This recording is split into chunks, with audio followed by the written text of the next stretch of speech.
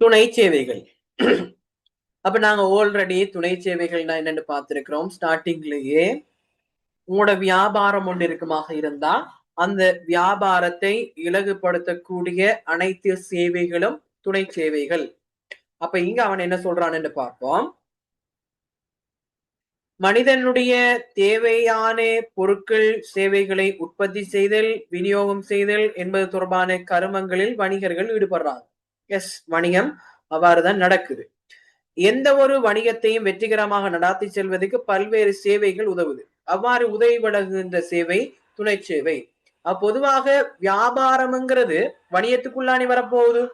அப்ப வியாபாரத்துக்கு மாத்திரம் நாங்க துணை சேவைகளை பயன்படுத்துறோம் இல்லையே, வணிக நடவடிக்கைகளுக்காகவும் பயன்படுத்துறோம். ஆகவே பெரிய வட்டத்தை நாம் எடுத்தோம்டா வணிக நடவடிக்கைகளை மேற்கொள்வதற்காக உதவியாக அமைகின்ற அனைத்து சேவைகளும் என்ன சொல்ல போறோம், துணை சேவைகள் என்று நாங்க சொல்ல போறோம். வணிக நடவடிக்கைகளை இழிவுபடுத்துவதற்காக காணப்படுகின்ற அனைத்து சேவைகளும் என்னது, துணை சேவைகள்னு சொல்றோம். ஆக துணை சேவைகளில் ஏற்பட்டுள்ள புரட்சிகரமான மாற்றங்கள் காரணமாக தற்போது உலகமானது பூகோள கிராமமாக மாறி இருக்குது அப்படின்னு சொல்றாங்க. குளோபல் வில்லேஜாக மாறி இருக்குதாம். ஏனென்றா ஏற்கனவே நீங்க போயிட்டு தான் கடைக்கு சாமான் வாங்க வேண்டி இருந்தது. ஆனால் இந்த துணை சேவையினுடைய வளர்ச்சி காரணமாக இப்ப என்ன செய்றீங்க, ஆன்லைன் பேங்கிங் செய்றீங்க, ரைட்? ஆன்லைன் பேங்கிங் செய்றீங்க. அதே மாதிரி வெளிநாட்டுல இருக்கக்கூடிய நிறுவனங்களுக்கு பொருட்களை விற்பனை செய்றீங்க. அதே மாதிரி வெளிநாட்டுல இருந்து உங்களுக்கு தேவையான பொருட்களை இறக்குமதி செய்றீங்க, ரைட்? அது மட்டும் இல்லாம தேவையான வசதிகளை, வணிகத்துக்கு தேவையான வசதிகளை வெப்சைட் மூலமாக ஆப்ஸ் மூலமாக பார்த்து கொள்றீங்க. இதெல்லாமே ஒரு துணை சேவை தான். இதெல்லாம் வணிகத்தை இலகுபடுத்துவதற்காக காணப்படுற துணை சேவைகள். ஆக இப்போ இருக்கக்கூடிய டிஜிட்டல் உலகுல பூகோள கிராமம் அப்படின்னு சொல்லிட்டு இந்த துணை சேவைகளால வணிகங்கள் வளர்ச்சி அடைந்து காணப்படுகிறது, உலகம் மாற்றம் அடைந்துட்டுது அப்படின்னு சொல்றாங்க. அதன் அடிப்படையில வியாபாரத்தை வணிகத்தை சிறிதான இலவுபடுத்தக்கூடிய சேவைகளாக நாங்க படிக்க இருக்கிறோம். முதலாவது பேங்கிங் சர்வீஸ், வணிக சேவை. Insurance service. அடுத்தது டெலிகம்யூனிகேஷன், தொடர்பாடல் சேவை. அடுத்தது என்னது, போக்குவரத்து சேவை, டிரான்ஸ்போர்ட் சர்வீசஸ். அப்ப இந்த 4 விஷயத்தையும் நாங்க விரிவாக என்ன செய்ய போறோம், இந்த துணை சேவைகள் என்ற பகுதியில படிக்க போகிறோம். அவன் முதலாவது இருக்கக்கூடிய வங்கி சேவை எடுத்து பார்த்தீங்களாக இருந்தால் பிள்ளைகள், வங்கி சேவையில் இருக்கக்கூடிய மிக முக்கியமான விஷயங்கள் எல்லாம் நாங்க இதுல பார்க்க போறோம். அதே மாதிரி இன்சூரன்ஸ்ல இருக்கக்கூடிய, காப்புறுதியில் இருக்கக்கூடிய மிக முக்கியமான விஷயங்களை பார்க்க போறோம். தொடர்பாடல் இருக்கக்கூடிய விஷயங்களையும் போக்குவரத்து விஷயங்களையும் பார்க்க போறோம். அதனாலதான் இது கொஞ்சம் யூனிட் பெருசாக இழுபட்டு கொஞ்சம் போகும். தனித்தனியா பாக்குறதுனால அதுல இருக்கக்கூடிய முழு உள்ளடக்கங்களையும் நாங்க பாக்குறதுனால. முதலாவது பாருங்க, வங்கி சேவை. வணிகர்கள் தமது கருமங்களை வெற்றிகரமாக நடாத்தி செல்வதற்கு வங்கிகளினால் வழங்கப்படுகின்ற சேவைகள் வங்கி சேவைகள். அப்ப வணிக நடவடிக்கை இலவுபடுத்துறதுக்காக அல்லது வெற்றிகரமாக நடாத்தி செல்றதுக்காக வங்கிகளால வழங்குறது வங்கி சேவை, அது எங்களுக்கு தெரியும், ரைட்? நடைமுறையில் வங்கித்துறையில் ஏற்பட்டுள்ள பாரியளவிலான வளர்ச்சியானது வணிக நடவடிக்கைகளின் வெற்றிக்கு அதிக உந்துதல்களை வழங்கியுள்ளது. நடைமுறையில் காணப்படும் பல்வேறு வங்கி வகைகளுள் வணிக வங்கிகளினால் வழங்கப்படும் சேவைகள் தொடர்பாக மட்டுமே இங்கே கலந்துரையாடப்பட்டுள்ளது. அப்ப வங்கி சேவை வழங்கக்கூடிய நிறுவனங்கள்னு நாங்க எடுத்தோம்டா நாங்க ஏலவழிவு போனதுக்கு பிறகு படிப்போம், சரிதானே? வங்கி சேவை வழங்கக்கூடியது வணிக வங்கிகள் இருக்குது, இன்னும் வங்கிகள் இருக்குது. நாங்க அவடத்த என்ன செய்யல, குழப்பல்ல, இருக்கிற விஷயத்த படிச்சுட்டு போவோம். ஏலவழிவு போயிட்டு பார்ப்போம், குழம்பக்கூடாது, சரியோ? அப்ப இங்க பாருங்க, அப்ப இருக்கக்கூடிய பல்வேறு வங்கி வகைகளுக்குள்ள நாங்க பார்க்க வேண்டியது வணிக வங்கிகளைத்தான் உங்களோட ஓலெவல் சிலபஸுக்குள்ள நாங்க பார்க்க போறோம். ஏலெவல்ல போயிட்டு இன்னும் இருக்குது, அதை நாங்க அங்க போயிட்டு படிக்கலாம். அப்ப வணிக வங்கிகள் எடுத்தீங்களாக இருந்தா இந்த வணிக வங்கிகள் எவ்வாறான சேவைகளை வழங்கும் அப்படின்னு சொல்லி பார்த்தீங்களாக இருந்தால், முதலாவது நடைமுறை கணக்கு மற்றும் ஏனைய கணக்கு வகைகளை பேணி வணிக நடவடிக்கைகளுக்குரிய பல்வேறு வங்கி சேவைகளை வழங்கும் நிறுவனங்கள் வணிக வங்கிகள் என அழைக்கப்பட முடியும். அப்ப பிரதானமாக வணிக வங்கிகள் என்று எடுத்தோமாக இருந்தால் இந்த வணிக வங்கிகள் நடைமுறை கணக்க பேணி செல்லக்கூடியதாக இருக்கும். அப்ப நீங்க கொஸ்டின் பண்ணலாம், நடைமுறை கணக்குண்டா என்ன? நடைமுறை கணக்குன்னு சொன்னால் அதாவது வங்கிகள்ல காசோலை மூலமான கொடுக்கல் வாங்கல்கள், அதாவது செக் மூலமான கொடுக்கல் வாங்கல்களை செய்யறதுக்காக காணப்படுற கணக்கு தான் நடைமுறை கணக்கு. பொதுவாக சாதாரண நபர்களை தாண்டி வணிகர்கள், அதாவது பிசினஸ் செய்யக்கூடிய ஆட்கள் இந்த நடைமுறை கணக்கு என்ன செய்வாங்க, பயன்படுத்துவாங்க.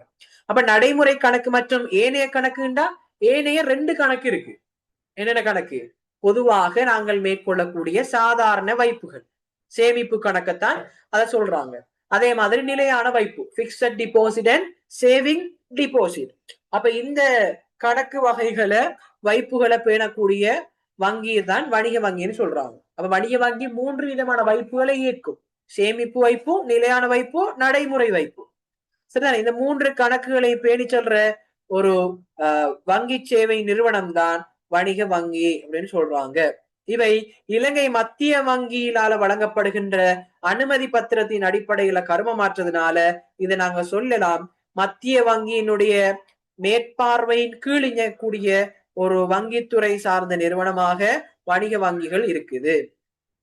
சென்ட்ரல் பேங்க் ஆஃப் ஸ்ரீலங்காட கீழே தான் வணிக வங்கிகள் இருக்குது. சரிதானே? அப்ப அதனால இந்த வணிக வங்கிகளை அனுமதி பத்திரம் பெற்ற வணிக வங்கிகள் என்று சொல்றாங்க. அப்ப வணிக வங்கிகளை என்னென்னு சொல்றாங்களாம்?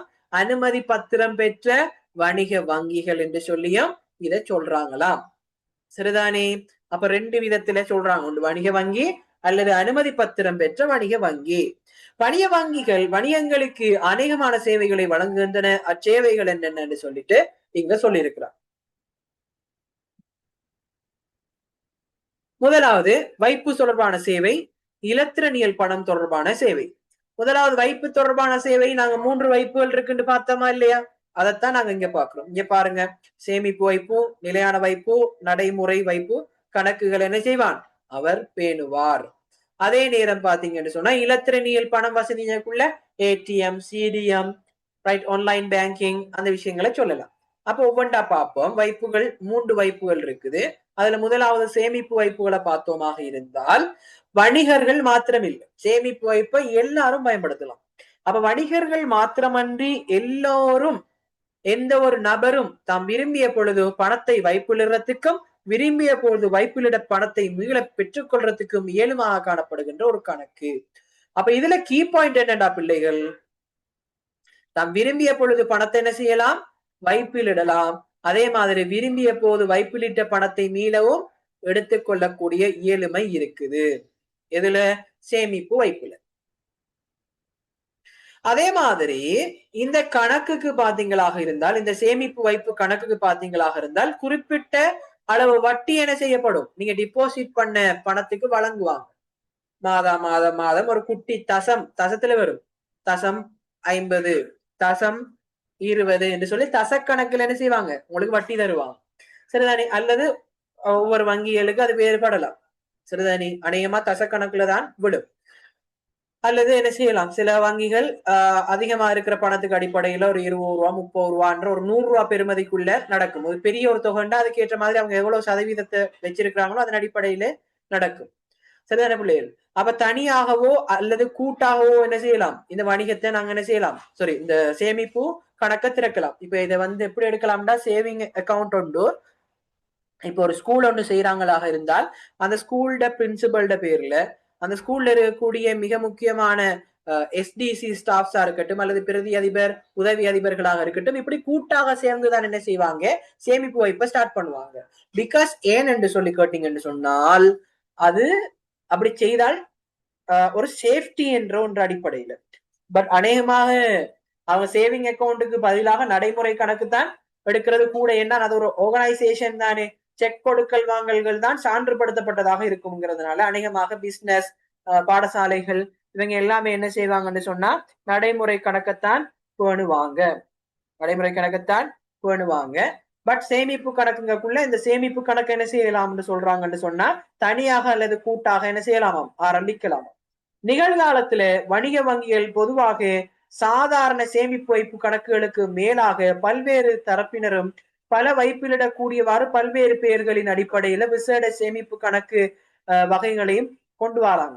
இப்ப சிறுவர்களுக்கு சிசு உதானம், இசுரு உதானம், ரைட்? அதே மாதிரி பெண்களுக்காக சொல்லிட்டு ஒவ்வொரு இப்ப அது வந்து பீப்புள்ஸ் பேங்க்ல அதே மாதிரி ஒவ்வொரு வங்கி வகைகளும் பெண்களுக்காக, இளைஞர்களுக்காக, புதிய தொழில் முயற்சியாளர்களுக்காக, சிரேஷ்ட பிரஜைகளுக்காக. சிரேஷ்ட பிரஜைன்னு சொல்றது வயது வந்தாக்கள். அப்ப இதை இலங்கையினுடைய சிரேஷ்ட பிரஜைன்னு தான் அவங்க மரியாதையா சொல்லுவாங்க. அப்ப அவங்களுக்காக, அதே மாதிரி சிறுவர்களுக்காக தனித்தனிய கணக்கு வகைகளை வச்சிருக்கிறாங்க சேமிப்பு வைப்புகள்ல. அது ஒவ்வொரு வங்கிகளுக்கு ஏற்ப அவங்க ஒவ்வொரு பேர்ல வச்சிருப்பாங்க.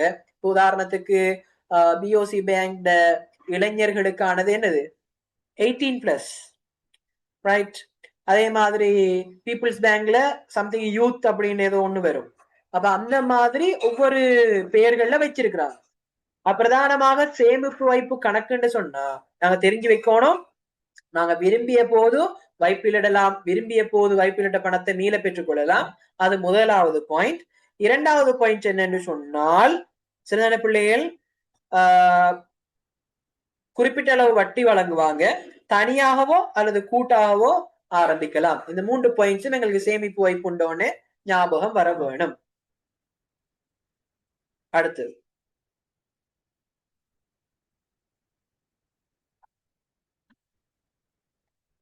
வணிகர்கள் மாத்திரமன்றி சாதாரண நபர்களும் இவ்வாறான சேமிப்பு கணக்குகளை ஆரம்பித்து நடத்தி செல்வதனால் பல்வேறு பயன்களை பெற்றுக்கொள்ள முடியும்.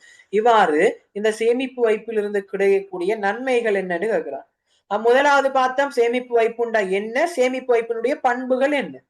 அதுக்கு பிறகு பார்க்கிறோம் என்ன, சேமிப்பு வைப்பினுடைய பயன்கள் என்ன, அனுகூலங்கள் என்ன. முதலாவது பணத்துக்கு பாதுகாப்பு. கையில எடுத்து கொண்டு போறதுக்கு பதிலாக பேங்க்ல சேமித்து வச்சோம்னா ஒரு பாதுகாப்பு, ஒரு குட்டி ஒரு வட்டி வருமானம் ஒன்று கிடைக்குது, பாரிய அளவில் ஒரு குட்டி வருமானம் ஒன்று கிடைக்கும். அதே மாதிரி எந்த சந்தர்ப்பத்திலும் பணத்தை வைப்பிலிடலாம், வைப்பிலிடப்பட்ட என்ன செய்யலாம், பணத்தை என்ன செய்யலாம், மீள அவசரமான சந்தர்ப்பத்துல பெற்றுக்கொள்ளலாம். சரிதானே? அதே மாதிரி பாத்தீங்களா இருந்தால் தன்னியக்க செலர் இயந்திரம் என்று சொல்லக்கூடிய ஏடிஎம் மெஷின் மூலம் என்ன செய்யலாம், நீங்க உங்களோட கொடுக்கல் வாங்கல்களை செய்யலாம். இப்ப நீங்க உங்களோட நிலையியல் கட்டளைகள், அதாவது ஸ்டாண்டர்ட் ஆர்டர்ஸ் வந்து பொதுவாக கரண்ட் அக்கௌண்ட், அதாவது நடைமுறை கணக்குல தான் வரும். அதை நான் பிறகு சொல்றேன். ஸ்டாண்டர்ட் ஆர்டர்ஸ் என்னன்னு அந்த நடைமுறை வைப்பு கணக்கு படிக்கக்குள்ள நான் அதை சொல்றேன், ஸ்டாண்டர்ட் ஆர்டர்ஸ் என்னன்னு சொல்லி. இப்ப நாங்க எங்களோட யூட்டிலிட்டி பேமெண்ட்ஸ் சொல்லக்கூடிய தொலைபேசி கட்டணம், மின்சார கட்டணம், அப்படியான விஷயங்களை நாங்க என்ன செய்யலாம், இந்த ஏடிஎம் இயந்திரங்களை நாங்க செய்யக்கூடிய மாதிரி இருக்கும். அதே மாதிரி வரவட்டைனா டெபிட் கார்டு மூலமாக கொடுக்கல் வாங்கல்கள் செய்யலாம். இப்ப சேமிப்பு வைப்போண்ட வச்சிருப்பீங்களாக இருந்தால் உங்களுக்கு டெபிட் கார்டு ஒன்று தந்துருவாங்க. அதை ஏடிஎம் இயந்திரத்திலே பயன்படுத்தி நீங்க காசு எடுக்கலாம். அதே மாதிரி வியாபார நிலையங்களை கொண்டு போயிட்டு சாமான்களை வாங்கி கொண்டு பர்ச்சேஸ் பண்ணி போட்டு என்ன செய்யலாம், நீங்க அந்த கார்டை கொடுத்து நீங்க பர்ச்சேஸ் பண்ணி கொள்ளக்கூடிய மாதிரி இருக்கும். சரியா? எப்படியான அனுகூலங்களை நாங்க பார்த்து கொள்றோம். இன்னொன்று விஷயம் என்னடா பிள்ளைகள், நாங்க சேமிப்பு கணக்கொண்டு ஆரம்பிக்கக்குள்ள என்ன நடைமுறை இருக்குன்னு சொல்லிட்டு எங்களுக்கு தெரிஞ்சிருக்கும், கட்டாயம் தெரிஞ்சிருக்கும். அது நீங்க பேங்க் ஒண்ணுக்கு போறீங்க, ஒரு கணக்கொண்டு ஆரம்பிக்க போறீங்கன்னு சொன்னா இந்த மாதிரியான ஒரு ப்ரொசீஜரை நீங்க பார்க்கக்கூடிய மாதிரி இருக்கு. வேணும்னா நீங்க ஒரு கணக்கொண்டு திறக்க போங்க ஏதாவது ஒரு வங்கிக்கு, இந்த ப்ரொசீஜர் அங்க இருக்கு. முதலாவது என்னண்டா, சேமிப்பு கணக்கொன்றை ஆரம்பிப்பதற்காக நடைமுறைகள் மிக இலகுவானதா இருக்கு, அவ்வளவு கஷ்டம் எல்லாம் இல்லை. போவீங்கன்னு சொன்னா ஸ்டார்டிங்லயே அவங்க சேமிப்பு வைப்புக்கான கணக்கு திறத்தல்ன்ற ஒரு பகுதி இருக்கும், அக்கௌண்ட் ஓப்பனிங். அதுக்கு போனீங்கன்னு சொன்னா இலகுவான ப்ரொசீஜர் அவங்களே எல்லாம் செஞ்சு தருவாங்க. முதலாவது என்னண்டா, நீங்க பார்க்க வேண்டிய முதலாவது பாயிண்ட் என்னன்னு சொன்னா, வங்கி கணக்குகளை ஆரம்பிப்பதற்குரிய விண்ணப்ப படிவம் இருக்கு. அந்த விண்ணப்ப படிவத்தை எடுத்து என்ன செய்வோம், முதலாவது பூர்ணப்படுத்துவோம். விண்ணப்ப படிவத்தை பூர்ணப்படுத்தின பிறகு அந்த வங்கியில ஒரு கணக்கு ஒன்று ஆரம்பிக்கணும்டா பேசிக்கா ஒரு அமௌண்ட் ஒன்று நீங்க என்ன செய்யணும், வைப்பு செய்யும். அப்ப டிபாசிட் ஸ்லிப் ஒன்று எடுப்பீங்க. எடுத்து எந்த பணம், பீப்புள்ஸ் பேங்க்ல 1500 ரூபாய் என்னமோ குறைஞ்சபட்சம் இருக்கும்னு நினைக்கிறேன். அதே மாதிரி ஒரு சில வங்கிகள் ஒவ்வொரு ஒரு அமௌண்ட்டை பேணும். அப்ப அந்த அமௌண்ட்டை நீங்க என்ன செய்யணும், வைப்பில் இடணும், அல்லது ஏதோ ஒரு தொகையை வைப்பில் இடுங்கன்னு சொல்லுவாங்க. ஏன்னா அந்த கணக்கை ஆக்டிவேட் பண்ணணும்ன்றதுக்காக. அப்ப அந்த வைப்பு துண்டு எடுப்பீங்க. அதே மாதிரி வாடிக்கையாளர்களுடைய தகவல்கள் உள்ளடக்கிய மாதிரி ஒரு கேவைசி படிவம் இருக்கும். வாடிக்கையாளர் எல்லா டீட்டெயில்ஸும் அதுலதான் இருக்கும். நீங்க அதுல பார்க்கலாம் கேவைசி ஃபார்ம்ண்டே அதுல இருக்கும் அட்டாச் பண்ணி ஒரு பெரிய 3 4 5 தாளை உள்ளடக்கித்தான் உங்களுடைய அந்த விண்ணப்ப படிவம் இருக்கும். அதுலயே கேவைசி ஃபார்மும் இருக்கும். சரிதானே? அக்கௌண்ட் திறக்கக்குள்ள கட்டாயம் போயிட்டு பாருங்க. அடுத்தது பாருங்க பிள்ளைகள், உள்நாட்டு வருமான வரி சட்டத்துக்கு அமைய உறுதிப்படுத்தப்பட்ட ஒரு கூற்றொன்றும் அதுல இருக்கும். இவ்வாறான விடயங்களை எல்லாம் உள்ளடக்கி சரிதானே உங்களை பூர்ணப்படுத்திய இந்த விண்ணப்ப படிவம், காசு வைப்பு தொண்டு, வாடிக்கையாளர் தொடர்பான கேவைசி படிவம், இவ்வாறான விஷயங்கள் எல்லாம் பூர்ணப்படுத்தி நீங்க உங்களுடைய தேசிய அடையாள அட்டையையும் ஒப்படைச்சிங்க என்று சொன்னா, அல்லது தேசிய அடையாள அட்டையினுடைய பிரதியை கொடுத்தீங்கன்னா அவங்க பிரதி எடுத்துக்கொள்வாங்க, நீங்க அடையாள அட்டையை கொடுத்தீங்கன்னா சரி சரிதானே. அதே போன்று வங்கியினால் குறிப்பிடப்பட்ட குறைந்த தொகை, அதாவது இங்க நீங்க காசு வைப்பு துண்டு டிபாசிட் ஸ்லிப்ல எவ்வளவு காசு போட்டீங்களோ, அதாவது அவங்க வங்கியில சொல்லியிருப்பாங்களோ குறைந்தது நீங்க எவ்வளவு அமௌண்ட் போடணும்னுட்டு அந்த அமௌண்ட்டையும் சேர்த்து நீங்க கொடுத்தீங்களாக இருந்தா இத்தேவையை பூர்த்தி செய்ததன் பின்னர் வங்கியினால் சேமிப்பு கணக்கு புத்தகம் ஒன்று வாடிக்கையாளர்களுக்கு வழங்கப்படும். அப்ப நல்லா தெரிஞ்சு வச்சிருக்கோணும். முதலாவது என்ன தருவாங்க? விண்ணப்ப படிவம். அடுத்தது டிபாசிட் ஸ்லிப் காசு வைப்பு துண்டு, வாடிக்கையாளர் தகவல் அறிந்து கொள்வதற்கான கேவைசி படிவம், உள்நாட்டு வருமான வரி சட்டத்துக்கு அமைய உறுதிப்படுத்தப்பட்ட கூற்று. இவ்வளவும் சேர்த்து உங்களோட அடையாள அட்டையோட எவ்வளவு காசு கொடுக்கணுமோ அவ்வளவு காசையும் கொடுத்தீங்கன்னு சொன்னா உங்களுக்கு அக்கௌண்ட்டை திறந்து அந்த அக்கௌண்ட் திறக்கப்பட்டதுக்கு ஆதாரமாக சான்றாக அக்கௌண்ட் புக் என்ன செய்வாங்க உங்களுக்கு தருவாங்க. சரிதானே? அந்த புத்தகத்துல பாத்தீங்களாக இருந்தால் காசு வைப்புகள், காசு மீளெடுத்தல்கள், மீதி எவ்வளவு வச்சிருக்கிறீங்க, எவ்வளவு எடுத்திருக்கீங்க, எடுத்தது போக மீதி எவ்வளவு இருக்கு, அதே மாதிரி வட்டி எவ்வளவு விழுந்திருக்கு, அந்த விஷயங்கள் எல்லாம் பாஸ்புக்ல நீங்க என்ன செய்யலாம் பார்த்து கொள்ளலாம். அப்ப உங்களோட வீட்டுல அம்மாட்ட அப்பாட்ட, அம்மாட்ட வாப்பாட்ட, அக்காட்ட, அண்ணாட்ட, இல்லாட்டி நானாட்ட, தாத்தாட்ட இருக்குமான்னு சொன்னால் கட்டாயம் வங்கி சேமிப்பு வைப்பு புத்தகத்தை பாருங்க, அதுல என்னென்ன இருக்குன்னு சொல்லிட்டு உங்களுக்கு பார்த்து கொள்ளலாம். சரியோ? முதலாவது விடயமாக நாங்க என்ன செஞ்சாச்சு, சேமிப்பு வைப்ப பார்த்தாச்சு. இப்ப இரண்டாவது நாங்க பார்க்க போறோம் சேமிப்பு வைப்புக்கு பிறகு நிலையான வைப்பு அல்லது அதுக்கு கால வைப்பு இன்னும் ஒரு பேரும் இருக்கு. நிலையான வைப்பு அல்லது கால வைப்பு. இது என்னண்டா ஒரு காலம், ஒரு நீண்ட காலமோ அல்லது குறுகிய காலமோ ஒரு கால அடிப்படையில இருக்கும். வரைவிலக்கணம் சொல்றேன் பாருங்க. குறித்த காலவரை ஒன்றுக்கான நிலையான வட்டி வீதத்துல, அப்ப ஒரு குறிப்பிட்ட காலத்துக்கு ஒரு நிலையான வட்டி, வட்டி மாற்றம் அடையாது. அப்ப 3 மாதத்துக்கு 5% வட்டி இல்ல, 6 மாதத்துக்கு ஒரு 5% வட்டி இல்ல, 1 வருடத்துக்கு ஒரு 5% வட்டி இல்ல, ஒரு குறிப்பிட்ட காலம் இருக்கும். வட்டி நிலையானதாகத்தான் இருக்கும். வட்டி மாதம் மாதம் மாறாது, ஒரு நிலையான வட்டியாக இருக்கும். அந்த நிலையான வட்டியின் அடிப்படையில் ஆரம்பிக்கக்கூடிய வைப்பு தான் நிலையான வைப்புகள், பிக்ஸட் டிபாசிட். வாடிக்கையாளர்கள் தம்மிடம் மேலதிகமாக உள்ள பணத்தை வைப்பிலிட முடியும். இடர் குறைந்த முதலீட்டு வழிமுறை ஒன்றாக காணப்படுறதோட சிறுதானே ஒரு விசேட வைப்பு முறையாகவும் காணப்பட போகிறது. இந்த நிலையான வைப்பினுடைய பண்புகள் என்னென்று பாத்தீங்களாக இருந்தால், யாதேனும் ஒரு குறிப்பிட்ட கால வரையறை ஒன்று இருக்கும், ஒரு குறிப்பிட்ட பீரியட் ஒன்று இருக்கும். அடுத்தது வைப்புகளினுடைய காலம் பணத்தொகை அமைய வட்டி வீதம் வேறுபடும். வட்டி வீதம் மாதம் மாதம் வேறுபடாது, நிலையானதாக இருக்கும். அது ஓகே. பட் நீங்க எவ்வளவு காலத்துக்கு வைக்கிறீங்க, அதே மாதிரி நீங்க எவ்வளவு தொகையை வைக்கிறீங்கன்றதுக்கு அடிப்படையில ஒரு தொகை ஒன்று என்ன செய்வாரு உங்களுக்கு வைப்பு செய்யக்குள்ளேயே ஒரு வட்டி வீதத்தை தந்துட்டாருண்டா அந்த கால வரையறை முழுவதுக்கும் வட்டி வீதம் மாறாது. ரைட்? குழம்ப கூடாது. வட்டி வீதம் வேறுபடும். நீங்க என்னத்தை சொல்றான், ஸ்டார்டிங்லயே காசை கொண்டு போக்குள்ள எவ்வளவு வருஷத்துக்கு வைக்க போறீங்க, எவ்வளவு தொகையை வைக்க போறீங்கன்ற அடிப்படையில மாறும். ஆனால் அந்த சொல்லப்பட்ட வட்டி வீதம் தான் அந்த காலம் முடிவடைய வரைக்கும் இருக்கும், அது மாறாது. ரைட்? சாதாரண சேமிப்பு கணக்குகளை விட அதிக வட்டி, இது ஒப்பிட்ட அளவுல அதிக வட்டி இருக்கும் சேமிப்பு வைப்போட ஒப்பிடக்குள்ள. அதே மாதிரி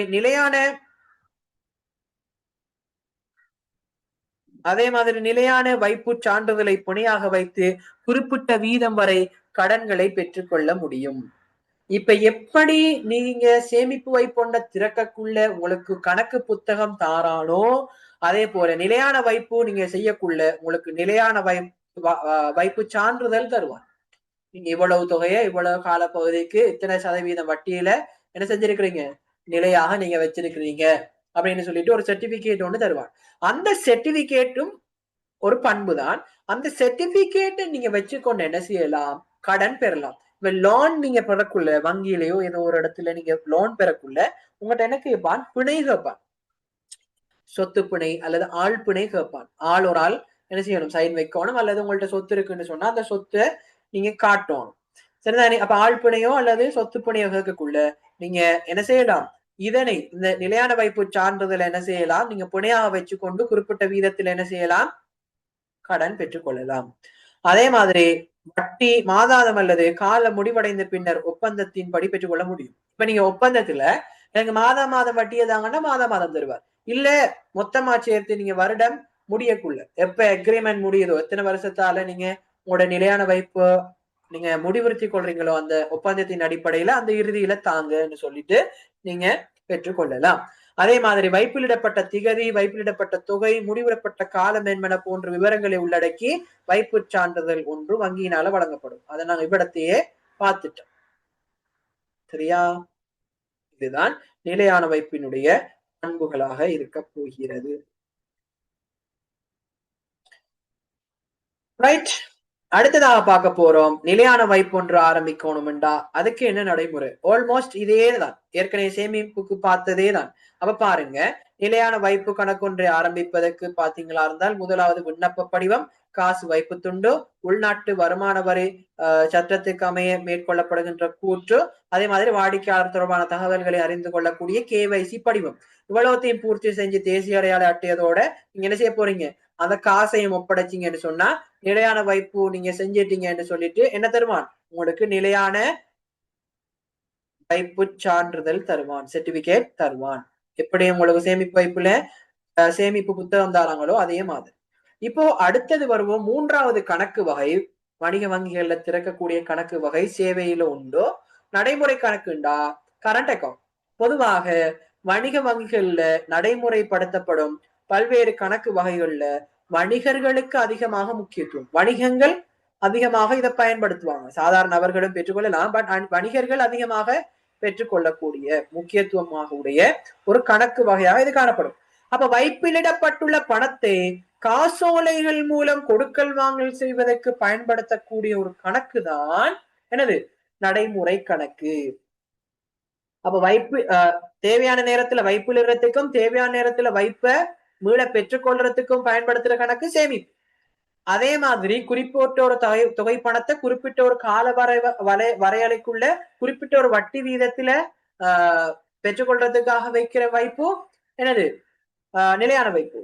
அதே மாதிரி காசோலை மூலம் கொடுக்கல் வாங்கல்கள் செய்வதற்கு பயன்படுத்தக்கூடிய கணக்கு வகையாக என்ன காணப்பட போகுது, நடைமுறை கணக்கு. காசோலைண்டா செக்.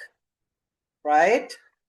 அப்ப இது கொஞ்சம் ப்ரொசீஜர் ஆல்மோஸ்ட் ஒன்றுதான், பட் ஒரு சில பல நிபந்தனைகள் இங்க இருக்கு. என்னன்னு பார்ப்போம். நடைமுறை கணக்கொன்றை தனியாகவோ அல்லது கூட்டாகவோ சேர்ந்து ஆரம்பிக்கலாம். அது நான் ஆல்ரெடி சொல்லிட்டேன். எப்போ நாங்க ஒரு பாடசாலை ஒன்று எடுத்தோம்னா இந்த பாடசாலையில் இருக்கக்கூடிய அதிபர்கள், துணை அதிபர்கள், உதவி அதிபர்கள் சேர்ந்து பாடசாலைக்குரிய நடைமுறை கணக்க ஆரம்பிக்கலாம். சரிதானே? அதனால கூட்டாக தனியாக ஆரம்பிக்கலாம். பாடசாலை மட்டும் இல்ல, வணிகங்கள் இருக்கக்கூடிய பல்வேறு பங்குதாரர்களோ அல்லது பங்காளர்களோ அல்லது உரிமையாளர்கள் நிறைய பேர் இருப்பாங்களோ அப்படி இருந்தால் இதை செய்ய முடியும். சரிதானே? அநேகமாக வணிகர்கள் தமது வணிக நடவடிக்கைகளை விளைவுபடுத்திக் கொள்வதற்காக நடைமுறை கணக்குகளை பயன்படுத்துறாங்களாம். இவ்வாறான கணக்குகளை ஆரம்பிக்கும் பொழுது அவ்வணிக வங்கியின் நடைமுறை கணக்கொன்றை கொண்டுள்ள வாடிக்கையாளர் ஒருவரினால் உறுதிப்படுத்துதல் அவசியம். ஆல்ரெடி நடைமுறை கணக்கொண்டு வச்சிருக்கிற ஒருத்தர் தான் இவருக்கு நடைமுறை கணக்க கொடுங்க அப்படின்னு சொல்லி சஜஸ்ட் பண்ணுவார். சஜஸ்ட் பண்ணா மட்டும்தான் நீங்க என்ன செய்யலாம், நீங்க நடைமுறை கணக்கு ஆரம்பிக்க முடியும். இதெல்லாம் ஞாபகம் வச்சுக்கொள்ளுங்க. கட்டாயம் ஏற்கனவே இந்த வணிகத்துல நடைமுறை கணக்கொன்ற வச்சிருக்கிறவர் என்ன செய்யணும், அவரு சொல்லணும், அவருக்கு என்ன செய்யுங்க, நீங்க அவருக்கு என்ன செய்யுங்க, கொடுங்க நடைமுறை கணக்க கொடுங்க அப்படின்னு சொல்லிட்டு அவரு சொல்ல வேணும்.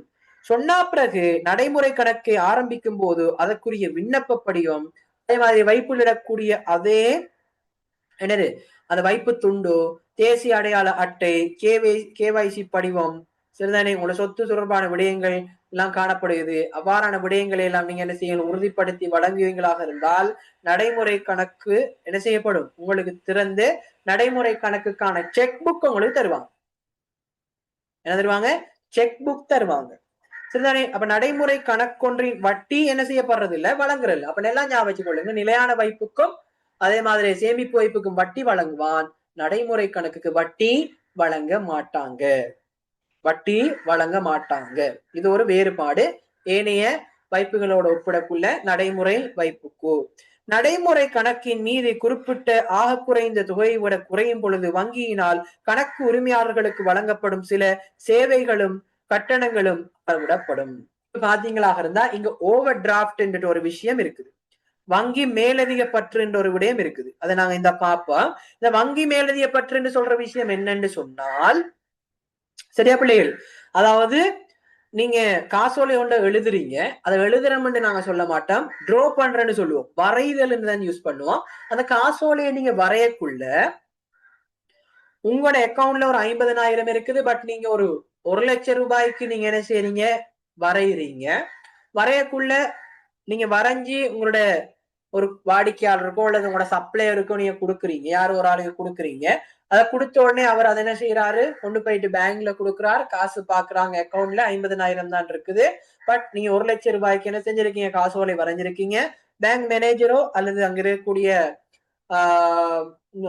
உரிய அதிகாரிகள் வந்து உங்களுக்கு கால் பண்ணுவாங்க, இப்படித்தான் நீங்க 50,000 தான் அக்கௌண்ட்ல இருக்கு, 1,00,000 ரூபாய்க்கு நீங்க என்ன செஞ்சிருக்கீங்க, நீங்க காசோலை வரைஞ்சிருக்கீங்க, சோ நாங்க இப்ப என்ன செய்யறது, செக்க ரிட்டர்ன் பண்ணவான்னு கேட்பாங்க, மறுக்கவான்னு கேட்பாங்க. அப்ப நீங்க சொல்லலாம், இல்ல எனக்கு ஓவர் டிராஃப்ட் தாங்க, ஓடி தாங்க, ஓவர் டிராஃப்ட் தாங்க, வங்கி மேலதிக பற்று தாங்க. அது என்ன ஓவர் டிராஃப்ட்னு சொன்னா, அதாவது நீங்க குறிப்பிட்ட தொகை பணத்தை நீங்க காசோலையில் எழுதக்குள்ள உங்களோட வங்கி கணக்குல உரிய பணம் இல்லாட்டி அதற்கு மேலதிகமாகவும் நீங்க பணத்தை வழங்குறதுக்கு வங்கி அனுமதிக்குமாக இருந்தால், அதாவது வங்கியினுடைய முகாமையாளர் அதுக்கு அனுமதி வழங்குவார், அப்படி அனுமதிக்குமாக இருந்தால் அதுதான் வங்கி மேலதிக பற்று. சரிதானே. அப்ப இந்த வசதி இதுல கிடைக்கும். அப்ப அந்த டைம்ல நீங்க மேலதிகமாக எடுக்கப்பட்ட அந்த தொகை 50,000க்கு அவங்க என்ன செய்வாங்கன்னு சொன்னா, குறிப்பிட்ட தொகையில என்ன செய்வாங்க, வட்டி அறவிடுவாங்க. குறிப்பிட்ட தொகையில வட்டி அறவிடுவாங்க. ஏன்னா அது உங்களுக்கு கடனாத்தானே தந்திருக்காங்க. சப்போஸ் குறிப்பிட்ட காலப்பகுதி ஒண்ணு தந்திருப்பான், அதுக்குள்ள கொடுத்துட்டீங்கன்னா ஓகே. அப்படி இல்ல அதை மேல தாண்டி போகும்டா வட்டி வீதம். சில நேரம் வட்டி வீதம் டிரெக்ட் ஆகும் மறவிடலாம். அது பேங்கை பொறுத்து வெவ்வேறு வகையில அமையும், அவனுடைய ரூல்ஸ் அண்ட் ரெகுலேஷன்ஸ் அடிப்படையாக கொண்டு. சரிதானே. அப்ப அந்த விடயத்தை விடத்தை நீங்க கன்சிடர் பண்ணணும். அடுத்தது பாருங்க, இந்த நடைமுறை கணக்கு பேணுவதனால கிடைக்கக்கூடிய நன்மையில முதலாவது காசோலைகள் மூலம் பாதுகாப்பாக கொடுக்கல் வாங்கல்களை செய்ய முடியும். அடுத்தது பாத்தீங்களாக இருந்தால் வங்கி மேலதிக பற்று, நான் ஏற்கனவே சொல்லியிருந்தேன், வேணுமென்றா அவடத்தை வாசிச்சு காட்டலாம். தனது நடைமுறை கணக்கில் இருக்கும் மீதியை விட கூடிய பணத்தொகை ஒன்றில் காசோலை எழுதுவதற்கு வங்கி அனுமதி வழங்குவதன் மூலம் வங்கி மேலதிக பற்று வசதியை பெற்றுக்கொள்ள முடியும். இவ் அனுமதியின் அடிப்படையில் கணக்கில் காணப்படும் கணக்கு மீதியை விட கூடுதலான தொகைக்கு உரிமையாளரினால் வங்கிக்கு செலுத்த வேண்டியுள்ள பணத்தொகை வங்கி மேலதிக பற்று தொகையாக சொல்லப்படும்.